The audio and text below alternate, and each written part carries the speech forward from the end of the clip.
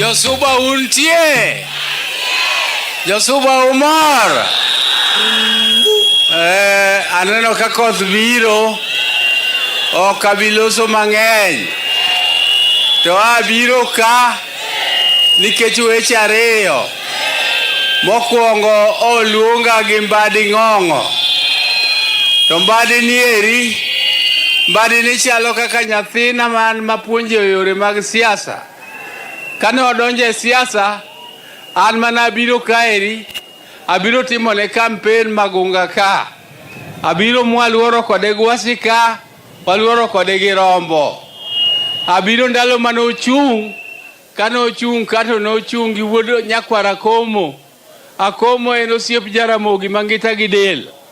Notama kaka tim gi nyakwara Komo, tayudo wuoyi mariek, ayudo ng'ama bith, ayudo accountant, to kendo ng'ama bende ng'iyo nyime. Mane otama kaka tim gi nyakwara Komo, nawacho ni nyakwara Komo no oyo we mondi chieng' moro ndalo ni nochop bang'e. Koro Mbadi nyang'ni, kane ochopo yiero mokadho, to yiero mokadho, Mbadi was supposed to be a governor of Homa Bay.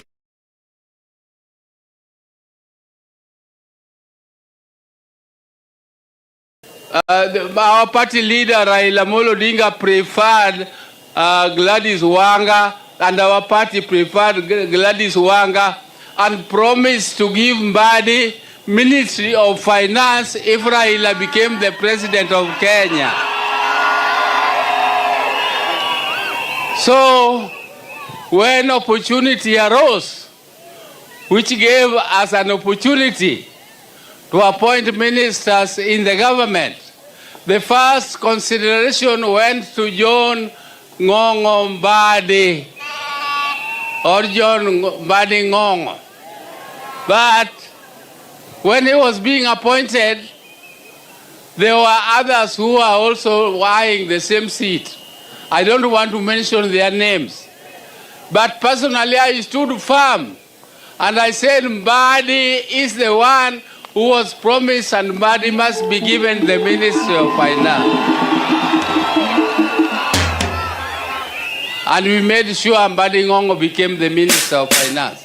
And I can assure you, because I have been told by His Excellency the President, and Deputy President is also here, they can confirm to you that Mbadi is performing his job excellently.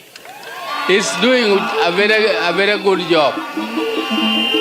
Because you cannot be a minister who is only looking at the ministry. Some people are saying that Mbadi is mixing politics with ministry.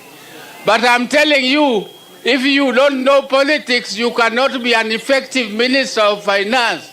Because you have to explain to the Kenyan people what is happening and whether the economy is growing or not. And if it is not, why?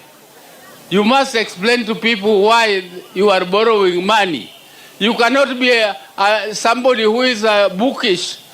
You are not a lecturer. You are not a technocrat. You are both an administrator and a politician. And you must explain to the people what is happening. And that's what Mbadi is doing. I came here because of his invitation, and I want to tell you, our people, I am the party leader of ODM. My brother Raila Amolo Odinga, God rest his soul in eternal peace. He left us not in the air, somewhere. He left us in the broad-based government. And in this broad-based government, we were to work together with ODA up to 2027, And working together up to 2027 did not mean that ODM was just going to be static there, waiting for 2027 to come. And 2027 is a year of election. And ODM cannot be left behind. ODM must continue to prepare for the next year's elections. And therefore, as we continue We are not in the arrangement of one side which is saying that Ruto is one term. We don't support you that Ruto can be one term.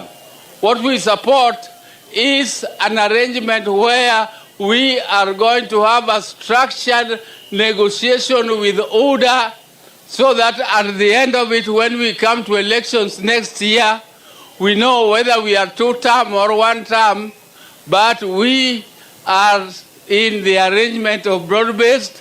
We are going to start negotiation with our partners with whom we are already in government, and we shall continue with that negotiations, and we shall continue to strengthen our party. We shall continue to register more members so that our party becomes strong. And when we go to the table for negotiations, we negotiate from a position of strength, not from a position of weakness. Those who think that ODM is divided, ODM is not divided. ODM is united. It is only a few dissenting voices, and some of them don't even want to be disciplined. Before the disciplinary process starts, they are already in court. But you cannot be rushing to court before you exhaust the party processes of discipline. And you cannot say that democracy is chaos, that you have your democratic right to say anything. If you are if you are a party leader, you are an SG of a party, you are a treasurer, you are a policy maker of the party, and you participate in those processes, you have no right to come out and oppose what you have participated in passing, or even if you opposed it, but the majority passed it. The rule of democracy is that the minority have a say and the majority have their way. And you cannot come out and say that it is your democratic right to oppose what you participated in making. So I'm telling them that if you are tired of ODM, ODM is a national party. And there are many parties in Kenya. You can opt to go to any one of them. But if you want to be in ODM, you must play by the rules of ODM. You must play by the rules of ODM. And therefore, I was just making that clear. But I want to thank the Deputy President for moving along with the President all over the country.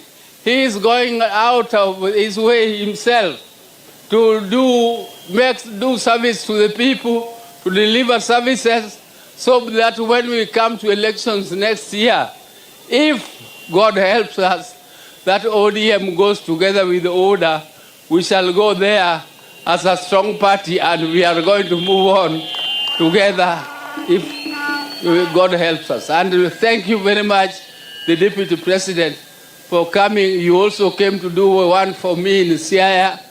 Even though my governor, when you are there, he speaks in praise of you, and when you are out there, he says you are one term. And I thank you very much for doing for us what you have done. Thank you. Erokamano urujo turwa kumbiro mang'eny kinang'eyo nikoro chopo sama koro wadhi ofukewa ababuro mnamiyo uman gomoro matin maruto konyago. Thank you. Thank you very much. Good night. Good night.